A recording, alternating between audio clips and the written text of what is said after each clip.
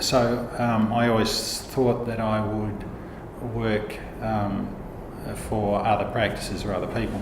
However, as things change and as I experienced how various practices worked, perhaps I thought there was a better way to do things, or I would like to perhaps try some alternative methodology which brought me through a sequence of sort of events to a position where, having returned to Adelaide and joined Steve Grieve Architects in 1993, I then became a director in 2000, and it wasn't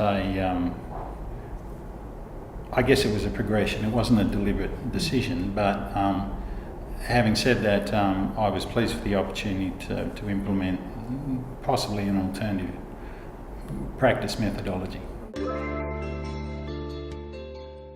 The way staff were treated and the way staff were respected, they were seen as a resource and an expendable resource rather than being effectively a junior partner in the practice. And so it was that asset base which I thought could be improved both in terms of their treatment, how they were perceived, what flexibility was allowed within the workplace, and to test, I guess, to see what benefits were the result of a more enlightened behaviour.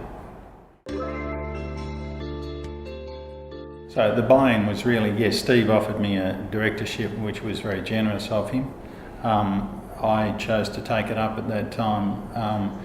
The arrangement was that I would salary sacrifice over a 3-year period, which would finance the purchase of that component and so it meant that generous in that firstly it allowed me a directorship which I hadn't expected, but secondly it allowed me to finance it in a low-paying way. So again, it was behaviour that was consistent with my belief and my desire to look at alternative ways to deal with staff, yes. So from 2000 onwards I basically had my own practice, and I worked on my own as a sole practitioner for many years, and then eventually employed a couple of staff. We grew to about 4, but consistently I had 2 staff who have since come with me over to Grieve Gillett. So the 3 of us came over. I think there's a number of things, a number of factors. I think having done a lot of residential work and been quite successful in that arena, that there were skills that not only myself but the staff had that I felt, could be tested in a broader arena, different types of work, bigger scales of work. And I think just in terms of career progression and seeing, testing myself, I wanted to do that. And then also the opportunity to collaborate with colleagues who are at the same level or more senior.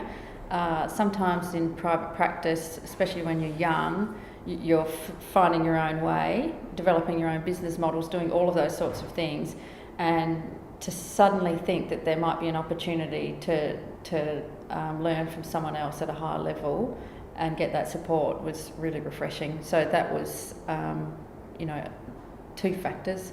The other factor being, 3 factors is it's nice to work. It was nice to see whether we could work with more people in a more collaborative way rather than just the 3 of us.